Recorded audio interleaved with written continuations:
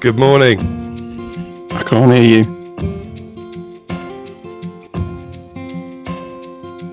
Hang on a sec. I can hear you now. Okay, it was at your end then. Oh, I like the virtual background you've got. Very smart. It's good, isn't it? It is, yeah. You've been working on that. For some reason, you're not coming through my headphones. What's going on there then? Why is that not happening? Oh, yeah, you are now. That's okay. Can you hear me? Can you hear me now? I can hear you now. Yeah. So you had trouble logging on this morning, then? Yeah. You've had the best part 2 months to sort that out, haven't you? Yeah, I couldn't find the code. I normally have it written down and on a slip of paper on my desk, and that had been mislaid. It's interesting you say that because I've just been thinking to myself, I can't remember. I can't really remember how to do this. No, it's strange, isn't it? You get out of the swing of things. Yeah. Anyway, we're all right now, though. It's nice to. It feels nice to be back. Stop interrupting me. I'll try.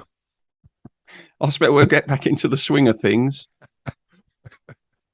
Yeah, very, very shoddily by the sound of things. Yeah. I was just the post box outside the house has been yarn bombed with a is that the phrase, yarn bombing? Yeah, I think we got it wrong the first time, didn't we? We said knit bombing, didn't we? Yeah, but we came to the conclusion yarn bombing was the correct phrase. Yeah, it's got a Halloween theme now. Has it? Very satanic. Is that satanic? I don't know. It is, isn't it? I wouldn't have said it was satanic necessarily. I know my mum used to say it was naughty. Halloween. That's from a Christian perspective. It probably is a bit naughty, isn't it? Exactly. Anyway, so we're back after a break of a few weeks. We're carrying on season 6. Yeah. What episode is this? Well, this is episode number 7. Right. Okay.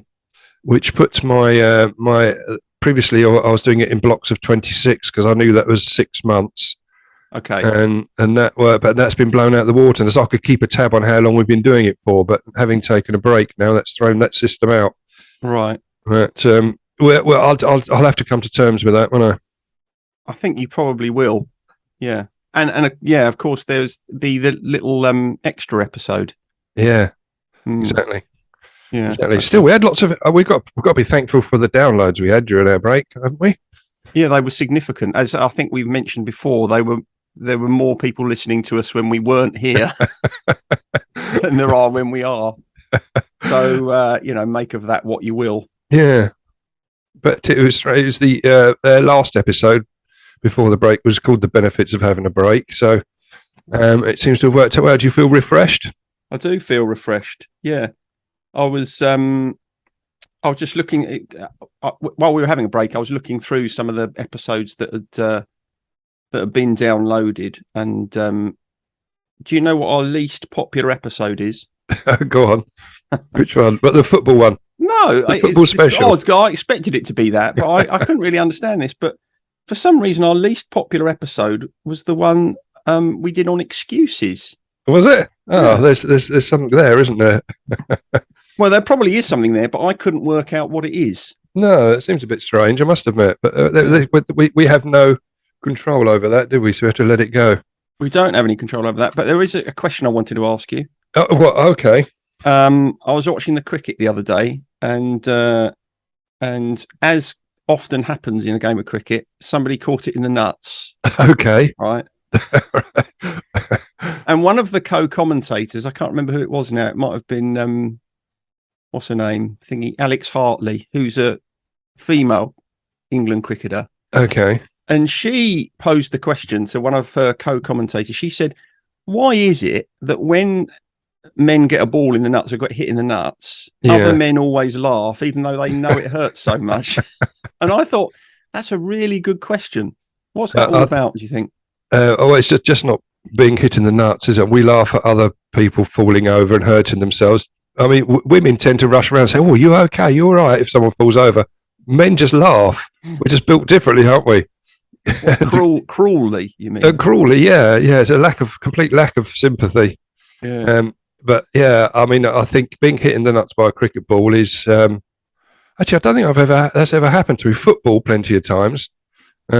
which is incredibly painful, especially at close quarters where it gets thwacked in. But no, not a cricket ball, which is... I've been hitting the nuts by a cricket ball, but the most notable experience of that I can remember was when we were playing a game and a work colleague of mine got hit in the nuts.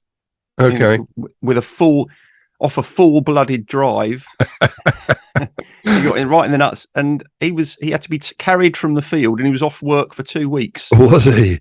That's incredible. I mean, the bruising you get from that is incredible. I know from a football, when you get it around the area, it's not just that particular. Well, it's all around the thighs and everything that bruise up. Yeah, nasty. Is that what you wanted to talk about today? No, I didn't. But a lot of it's interesting. Obviously during our break, we've both become a year older, haven't we? We have. Yeah. The Queen died. The Queen died. Do you don't think that has anything to do with us not being on air?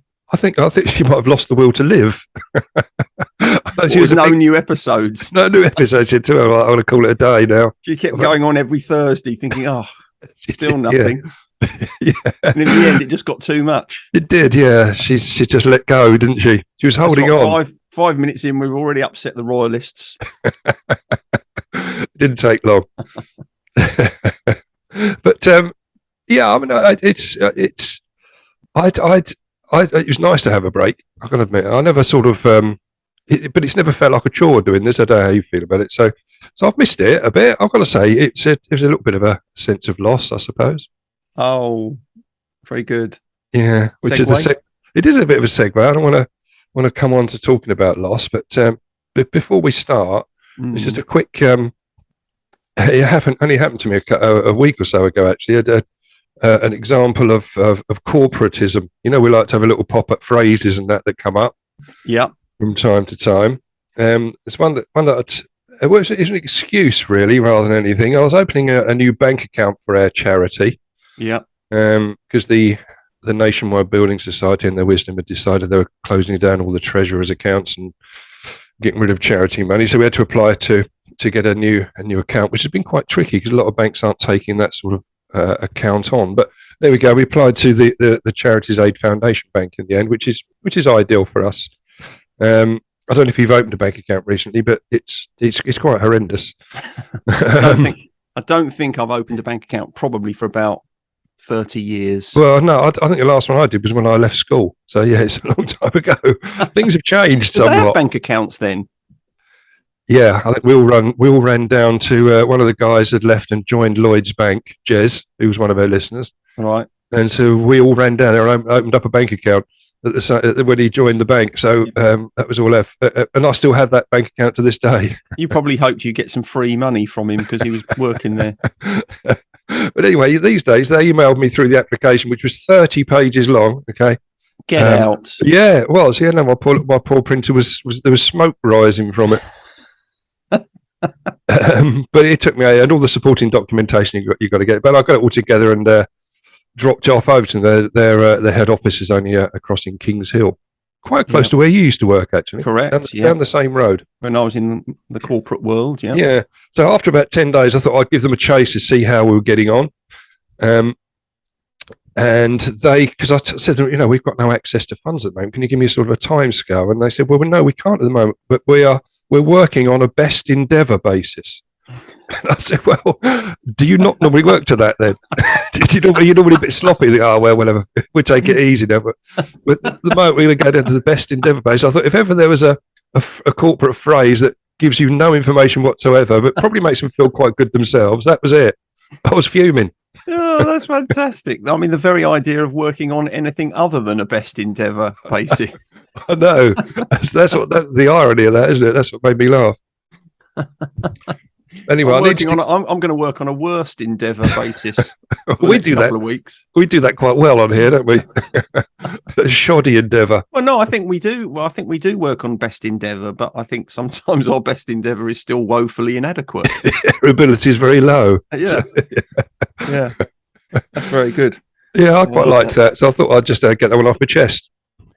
Well, I hope you got over it now. I can imagine it must have been somewhat disappointing. I took it. Yeah, I had to just take it in my stride. So, well, okay. Just, I know you want to talk about loss, and this is related to loss. Just going back to the Queen for a moment, Her Majesty. Yeah. What's that all about? People taking videos and pictures of the hearse going past. What's going on there? I don't know. Perhaps they want to look back on it in future What? time and think, I was there. I think it's a disgrace. That. What, disrespectful, you I mean? think those armed police should have been mowing people down for doing that. What, for just for taking pictures? It's disgraceful. It's so disrespectful, I think. Well, we take pictures of all. I was talking to someone the other day. We fill our phones up. We're taking pictures of stuff that we never look at. You know, they're dispensable, aren't they? And I suppose you just feel like you need to take a picture just in case you need to refer to it at some point in the future, which you never do.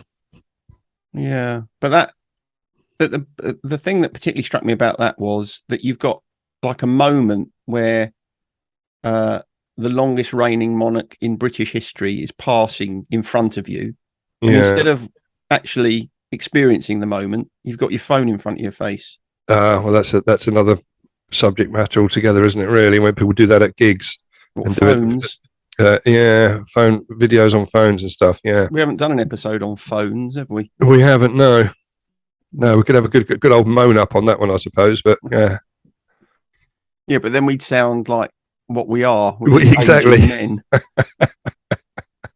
There's someone that came into group actually yesterday who didn't have a smartphone. That's refreshing. Yeah, it was. He had a very old phone, but that you couldn't really text on very easily. You know, you had three sort of letters allocated to one number. Yeah. It took you forever to text, didn't he? He had one of those, but that was as far as he wanted to go with his mobile phone use. It was refreshing. It's interesting that Jacob Rees-Mogg is coming to group. Is he in that situation then? Well, I would have thought so. I mean, he seems antiquated in all other respects, doesn't he? He does. I think Ed Sheeran doesn't own a smartphone either. Doesn't he? But no, which is a bit strange. We're getting way off subject here, aren't we? Okay. We're rambling. Yeah, let's get back. Do we ever look at the subject matter? Shall we have a little chat about?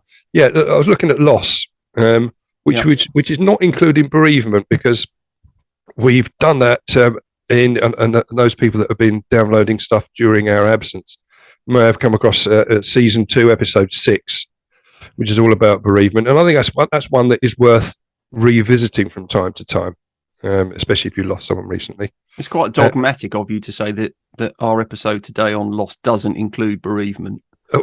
Why is that? Well, I mean, I'm now feeling constrained that I can't stray into the area of death. You can, because there's a little bit of overlap. There's a bit of an overlap, really. Also, we did an episode in season 4 about dealing with trauma, and that's got a little bit of an overlap with today's subject. So there are little bits of overlap where we're talking about it. So our Venn diagram, right? There's bits and pieces from a couple of other episodes in there as well. So death isn't off limits. Not off limits, mate. If you fancy going down that route, is that all you've thought about since we've discussed it in loss? No, quite the reverse, actually, because and which I think was one of the things that inspired the idea, wasn't it? That loss is so much broader than death. It is, and that's exactly that. And it was inspired by an encounter I had with a distraught-looking lady in the car park where I live. Which when I was going out to my car, and she was pacing up and down the car park with her head down, intently looking at the ground. And when I asked her if she was okay, she said she'd lost a stone from her engagement ring. Oh no! Yeah.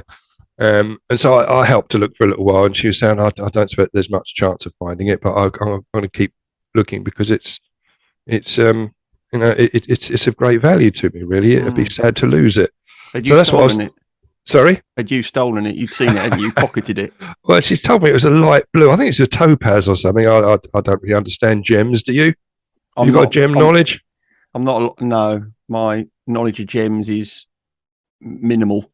Yeah, mine too. But it did remind me also at the time when I was on holiday. I was only a child in the Isle of Wight, and my older brother had a St. Christopher that had been given to him by Gangan, her grandmother.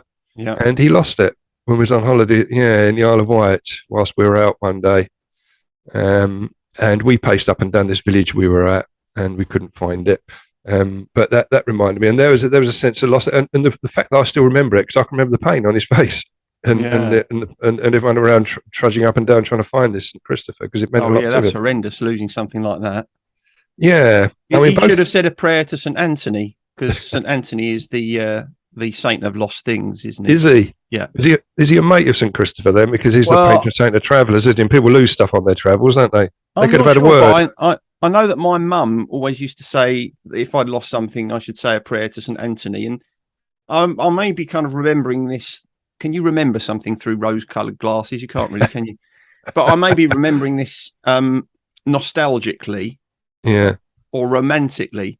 But I seem to remember that quite often it worked. Did it? Yeah. Okay. Yeah. So there you go. If you say a prayer to St. Anthony for that lost St. Christopher, you never know, it might turn up. Okay. Yeah. I never knew there was a St. Anthony. So there we go. But both of these little anecdotes were reminding me how painful loss can be of certain things that we do hold dear to us. And as addicts, we pretty much lose everything before we hit rock bottom, as we've talked about before. And the sense of loss obviously is sort of self-fulfilling, because as you lose various bits, because you end up losing your marriage and your house and your car and your business, and each one that goes down makes you feel worse about yourself, and so you indulge that little bit more. So it is a horrible spiral. And the only thing we have left at that point is life, which we know, unfortunately, if we don't get our sobriety or get our recovery in place, then we end up losing that as well. So I wanted to talk about everything up to and including death, which is why it cuts off quite neatly when you're looking about the descent of an addict into the chaos before we find recovery. Yeah, that's interesting. You're right, because if you're in active addiction, then your definition of loss would be much broader than the loss that a lot of people might think of when they think of loss. Yeah. In the same way as when people think of addiction, they think of drugs and alcohol, but of course addiction can be much broader than that, and it's the same for loss. Yeah, right, exactly that. And I think that the lady I was talking about in the car park, my brother Russ, certainly had a feeling of grief, but unlike bereavement, there was still a little bit of hope there, wasn't it? At that point, with bereavement, there's a finality to it, isn't there? Mm-hmm. And when I was googling dealing with loss, nearly everything came up was about bereavement. One of the things come up was dealing with loss adjusters. That was quite. I don't know if you had to deal with a loss adjuster, but I've had to deal with a loss adjuster. Yeah, yeah, they're a pain in the arse normally, so you need to have a little bit of strength for that. Yeah. They actually, I had to deal with one relatively recently when I had a leak in my shower. Okay, yeah, that happened, and it came through the kitchen ceiling. Yeah. And this loss adjuster came around and he said, I don't know why they've cut a hole in the ceiling there, because you can see that the leak has been caused by the grouting on these tiles. And actually, when the plumber came, he said it's nothing to do with it at all. So that loss adjuster was a complete loss. He was a dead loss. Frankly. Yeah. They're just a nuisance. They're just trying to reduce as much as they can off the claim. They get paid by that, but the amount they save. So it's they're not good. But I just think that when you're looking at that, you mentioned earlier on about a broad church, because I wanted the addiction is because gamblers, they fall into that category as well, though, because they deal with incredible losses.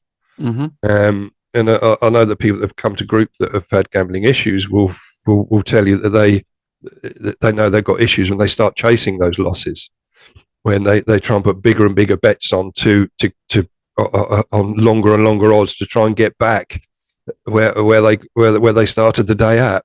And they're quite a good example of what you just referenced, really. The difference between death and other types of loss is that death is final, but with most other types of loss, you kind of harbour some hope that it can come back. Yeah. And compulsive gamblers are the worst example of that. It is actually their hope that they can regain things that is their undoing. Yeah, it is, isn't it? Yeah. So in many respects, it's not just the loss itself that hurts us, but sometimes we can be incredibly self-destructive by chasing the loss. I mean, you can think of that in so many different ways. I suppose the other obvious example would be relationships, when a relationship breaks down, and you can then spend perhaps months or even years chasing it, when actually you would have been better off just facing forwards and getting on with your life. Yeah, that is a good example. But when I was again, when I was doing the Googling and doing the research on this, I came across a counselling blog by a therapist, which was quite good. And it was called "Why Am I So Upset About Losing Something I Loved?" And they were saying in their blog that it's actually, it's rarely the actual thing itself we're mourning. It's what the thing represented to us, which I thought was quite, which we sort of touched on there. It's the intrinsic value, like this lady in the car park, that her engagement ring represented her relationship and everything that was probably going right in that. Mm-hmm. And the value to my brother of losing a gift from his grandmother. It is, and the value of it in itself, I don't know how much that topaz stone was worth, probably a few quid, but his St. Christopher would have been worth a few quid. But the value, intrinsic value, was much, much higher, wasn't it? And yeah, so because actually the thing that you're really feeling the loss of is something inherent in that relationship with the person who gave it to you. Yeah. In both of those situations, I mean, Gan wouldn't have been angry, would she? No. But Russ would have felt awful about having received that gift from someone so close to him, and then having to say to her, "I've lost it." We would naturally then perceive that they're going to see us in a different way, and that's a loss, isn't it? It's kind of a loss of we fear some sort of loss in something around that relationship. Yeah, and I think that that it was the thought of having to tell her that he'd lost it. But also think that, we were talking about it at the time, that if he did say to her that he'd lost it, she'd go and get him another one. And he did. Yeah. He felt guilty about that as well. So it was quite a tough one. Yeah. Do you think something was taken away from our relationship when you lost the lens from your glasses on the terracing at Upton Park? Yeah, well, I was filled with hatred for you at that point, yes. Because you've ruined a perfectly good football match that I was enjoying, with West Ham actually winning. And you knocked the lens out of my glasses, so I had to see it one-eyed. Oh, I know I've brought that up a lot of times over the episodes, but it never ceases to make me laugh. So. Well, I'm glad it brings you some joy. I had a terrible sense of loss that day. I was a loss of sight. To some extent, we both experienced subsequently, haven't we? In what ways? A loss of sight. We both had eye problems. Oh, we have, yes, mate. Yeah, it's another loss, isn't it? It is a loss, yeah. Which there's always hope on that. You can adjust it. Yeah, get a few stuff sorted out in your eyes. It'll be all right. Yeah. So, how do we deal with this? What do we reckon we can? How do we make ourselves feel better after losing something? There's a couple of pointers that came up on this blog. But I just wondered if there was anything you wanted to interject at that point. I can imagine it's obviously something that does come up when you're in session with people. Yeah, this might sound like a very sweeping generalization, but I often think that actually some sort of loss is at the root of almost every emotional difficulty. Okay, yeah. How about that? Yeah, very good. Yeah. It's so even down to if you think of if you think of suffering from depression. Yeah. It's a kind of loss of sense of self, a loss of connection with yourself, if you like. Yeah. So, yes, it does come up a lot. And in answer to the question, what can we do about it? I think there are kind of three things, perhaps. The first thing is you have to acknowledge what it is to you that constitutes a loss. Because as we're saying, it's the definition of it can be very broad. And I'll share with you a little exercise that I do with clients to try and tease that out in a moment. Okay. The second thing is to then face it, which might sound a bit trite and obvious, but I think quite often with losses, we have a lot of kind of strategies of kind of pushing them away and not really engaging with them in the same way as we do with bereavement.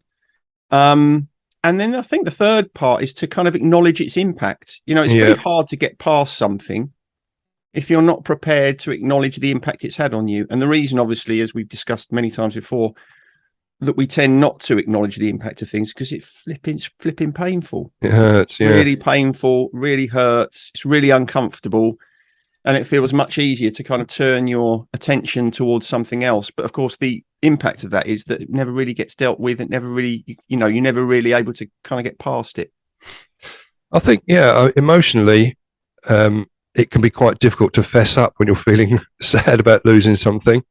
I remember, as a kid, losing my favourite marble in a game at school. And that stayed with me for a long time. But beating yourself up about that, or using phrases like, man up or stop being a wimp, really unhelpful, aren't they, in those situations? They aren't. And actually, it's quite a good example, your marble, because it becomes more difficult when we have to acknowledge the loss of something that other people can't see as a loss.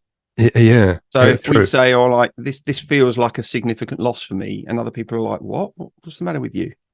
That's A, it's one of the reasons why we keep it quiet, and B, it's really unhelpful for us because we feel kind of isolated and alone in that. I'll give you an example, which is, I mean, a marble is obviously a ball of a type. And I've got this thing about the ball that I take out with the dogs that I throw with one of those chuckers. Oh, yeah. For some reason, I have a real attachment to it. I mean, I've had it since Nelly was a small puppy, so not that long.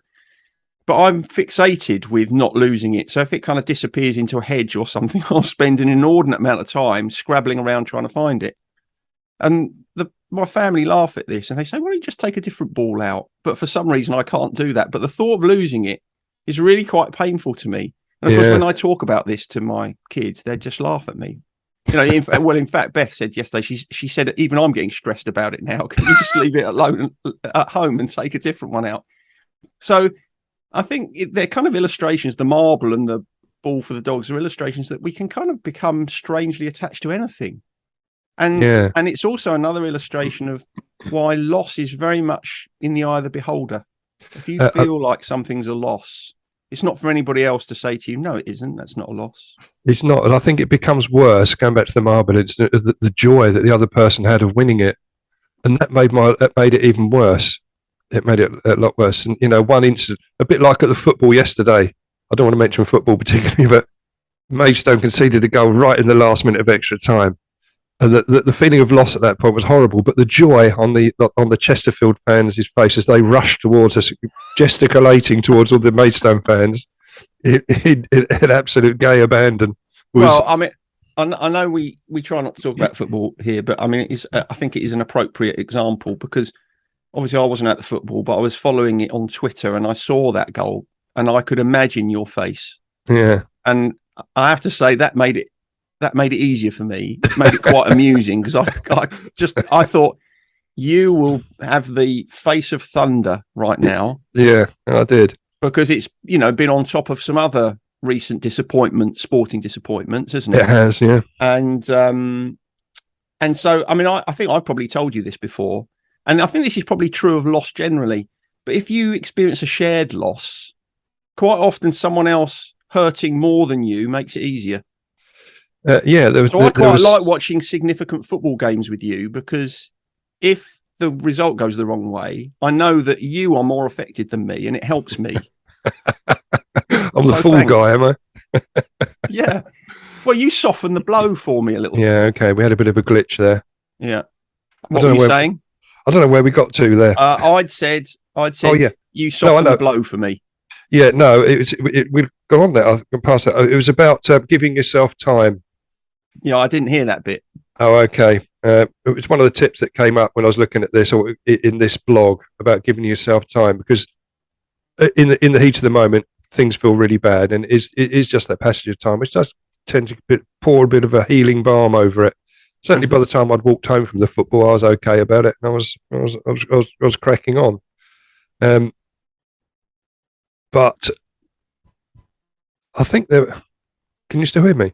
I can still hear you. Yeah, I was just thinking about the importance of letting time pass. Okay, I think we've talked about in the past that time is not necessarily a healer on its own. Correct. But you need to put something in place. But yeah, I think that the walk home from the ground, which is only about 15 minutes, by the time I got home and rationalised it in my own head, it was fine. I mean, the real benefit of a situation like that, when you've just experienced something very consciously that's been painful, is that you can't press it down, really, because you're there, you're in the moment, it's happening. You've then got to walk home. It's like that's on your mind. So that's the best possible thing that can happen, really. So in that sense, time I'm not going to say time is a great healer. In that sense, time does help, but it's I think in other situations where perhaps you're not acknowledging a loss, or where a loss is kind of more unconscious, then time in and of itself won't help you. It'll only help you if you are able to kind of bring it into consciousness and acknowledge it. Yeah. Yeah, no, that's right. I think I did get distracted actually on the way home as well, because I was walking. You probably know the route I take home, but I'm walking at the top end of Ringliston, and there's a little mini roundabout, a couple of little mini roundabouts, and they're all, rather than a big roundabout in the middle, it's like a raised hump. And when I was walking, I got to the first one yesterday, and there was a guy stuck on it in a motorised wheelchair, sort of pivoted in the middle, and he was a little bit distraught because there was cars that started pulling up, started bibbing him and that, and he couldn't get away. And luckily, there's two other people who got there before me and helped him off. And by the time I got to them, we were talking, and they had just come from the game as well, and so we was able to share the experience of the pain, and then talk about this chap who got stuck on the roundabout. He grounded himself. He grounded himself, yeah. He was sort of rocking back and forth and couldn't get himself off. Although we shouldn't laugh, it was because he'd had a loss of traction. The lad, yeah, I was going to say that, a loss of control. He'd lost, loss of control. So I was distracted, and at that point, I thought, you know what, life's not really that bad after all. That's what you need, isn't it? It was. That's what you need. Yeah, and that's another interesting point actually, because it's no good someone else comparing your loss with something that they think is more significant. No, quite. You have to do it. Yeah. So it's like when you see something, you think, actually, that's putting this in perspective for me. Perhaps this isn't so bad. Then that can be really powerful, but you have to find it yourself. So, that's what you're looking for, someone grounding their mobility scooter whenever you're really struggling with a loss. Yeah, exactly. Yeah, he was in quite good spirits about it, though. He saw the funny side of it. He said it's never happened to him before, but he learned a valuable lesson, didn't he? Yeah, not to go over that mini roundabout. That's exactly right, yeah. What he was doing out in the middle of the road, God only knows, but there we go. So that's really it. Well, the other tips they come up with, which is a bit weird, really, but was journaling. I suppose you can put that down in a journal, but it seemed a bit.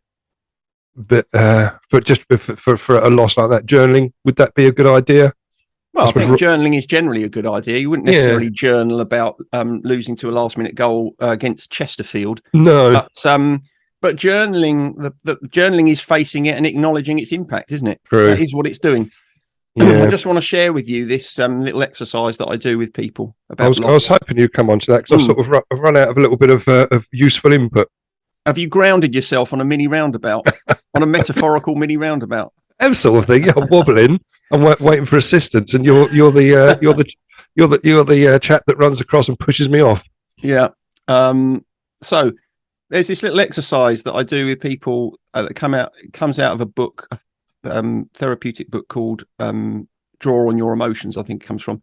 But it's called The Museum of Loss, and I really like it because it's like a cartoon picture of a museum.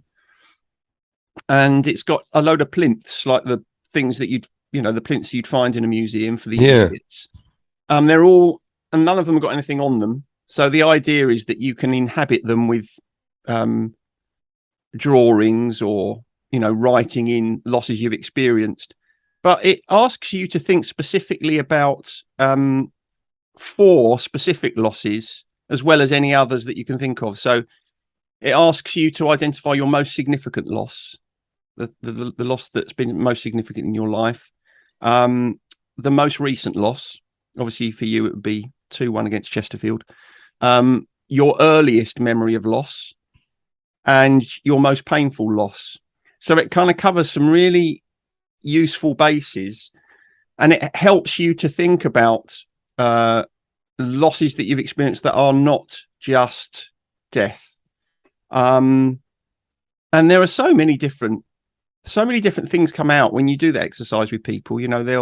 Some people will think about it very broadly, and they'll think of their childhood as being the most significant loss. If you grow up in an abusive household, or you grow up and your parents split up when you're quite young and there's a lot of animosity between them, all of those years where you probably wanted to spend just messing about and feeling free and comfortable and safe, you probably didn't spend your time like that at all. And so you can lose great swathes of time And one that we've spoken about a lot before is you losing a decade. Exactly. I was just thinking that would be on my shelf, certainly, and filling up one of those plinths. So I'm not asking you to share this with us because I think that would be a bit too much. But if you were faced with, thinking about most significant loss, most recent loss, earliest loss, most painful loss, do you think that would perhaps make you think differently about loss, or perhaps bring losses to the fore that maybe you haven't acknowledged quite so much? I mean, you're probably a bad example because I guess you would have done a lot of this work in recovery anyway. Yeah. But I guess you can see how it might kind of tease those things out from other people. Yeah, I can, and I can see that when you're doing that, it does give you time to reflect, and but it also puts it in perspective of the significance and the value of those losses, and this passage of time we're talking about, how you can come to terms with it and deal with it as time goes by.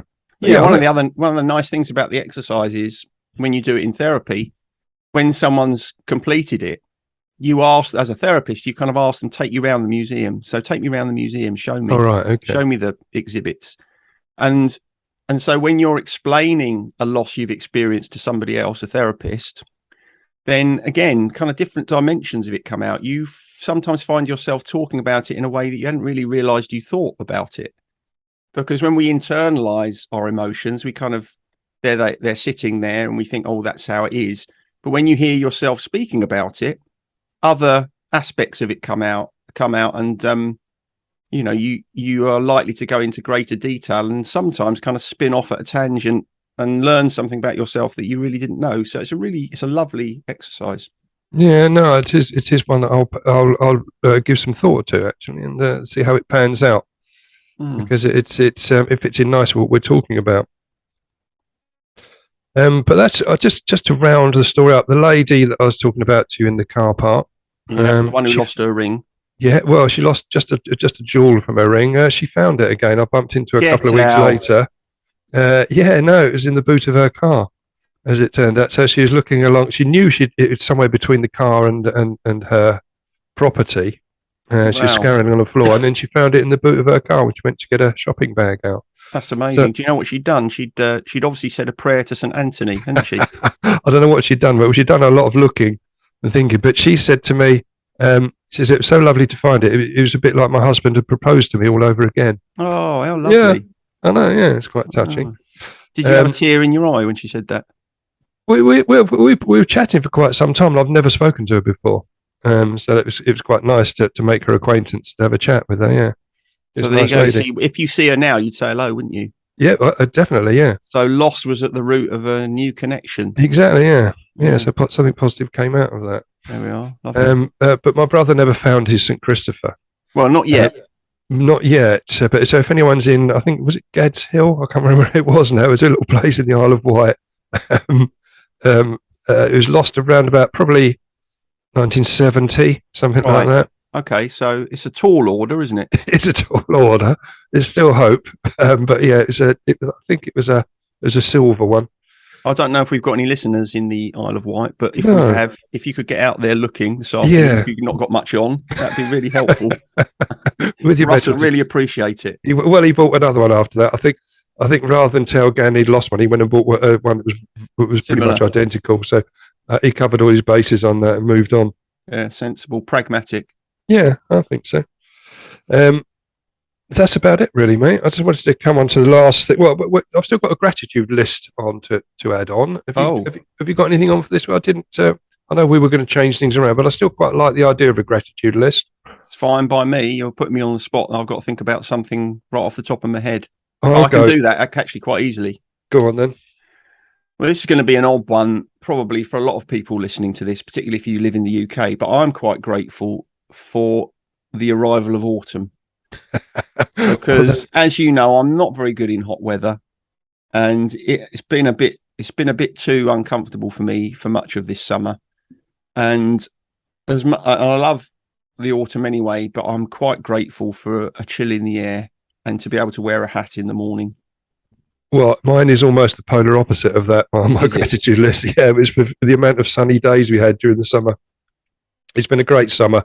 And although we did reach a record high in the UK, didn't we? We had one day where it was it was too hot to move, and but I just sort of went home early from work on that day. It didn't really break my stride a great deal.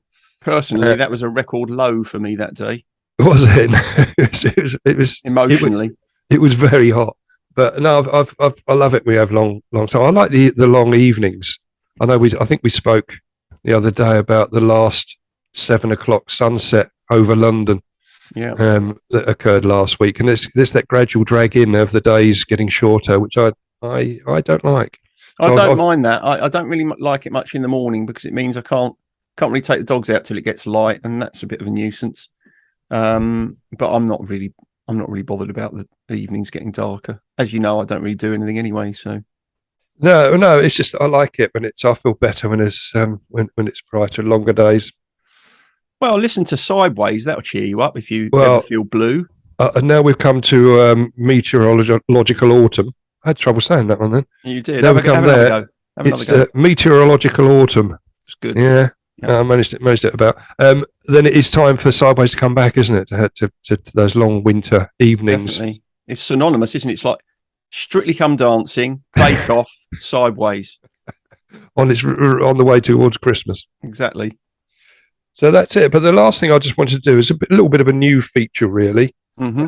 Something that came up that I came across and did make me laugh a little bit. And there's some serious stuff in there as well. But about there's a website called daysoftheyear.com. Yeah. And when you go on there, it tells you what that particular day, like today, and it tells you what there's a lot of different days allocated to this particular, or a lot of different events allocated to this day. Yeah. And I've got them up in front of me. There's quite a lot, so I didn't actually print them out, but I thought I'd just bring them up on my phone when I'm looking at it. One of them is National Cooking Day. Oh, which is today. Which you'll be doing that anyway, won't you? I will be doing that anyway. But that's interesting to having National Cooking Day. I mean, what do you do the other 364 days of the year? Then do you just get a takeaway? Get a takeaway. Someone's got to be cooking, haven't they? They have, really. Yeah. I think it's perhaps to celebrate it, or those people that don't cook, perhaps you'll have a crack at it. Well, you'll be cooking. Will you be cooking today? No, I doubt it. No.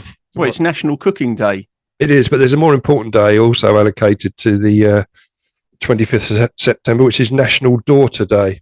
Oh, now obviously I've got a couple of those, and I've got one of those too. You've got one of those.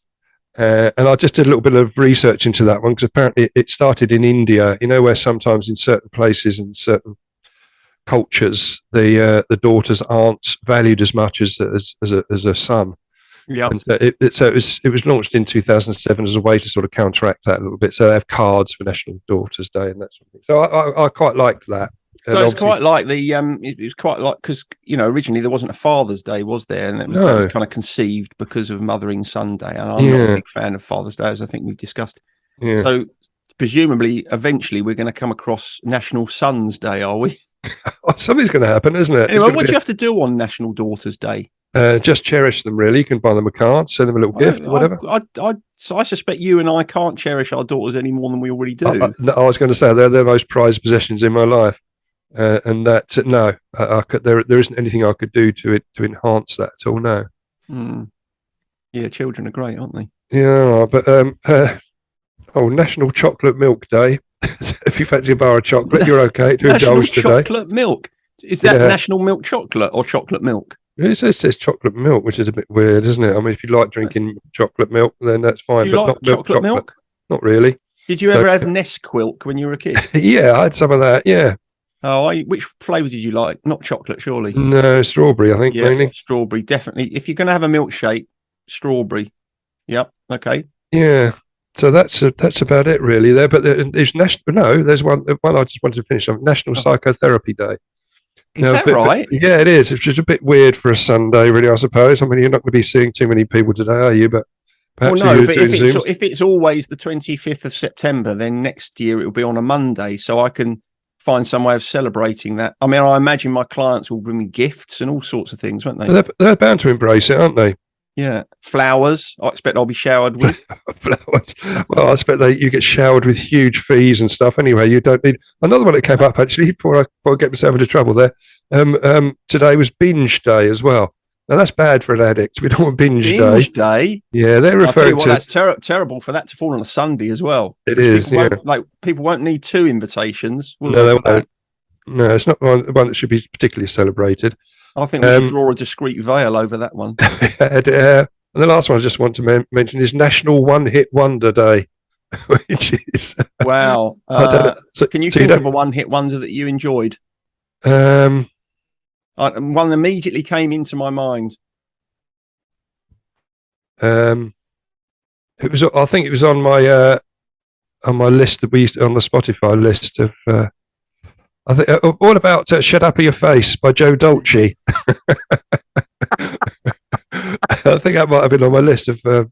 Was it? I don't know. I don't know if it was. I can't remember. Yeah, it might have been. I was thinking of something that, as I don't know if it's been on our list, but we've certainly discussed it before, which was Terry Jack's "Seasons in the Sun."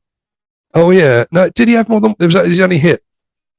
Oh well, I certainly can't think of any other Terry. No, Jacks I can't. Songs. No, I can't. I don't think he troubled the charts on too many occasions. No, this mentions Mambo Number 5 by Lou Bega.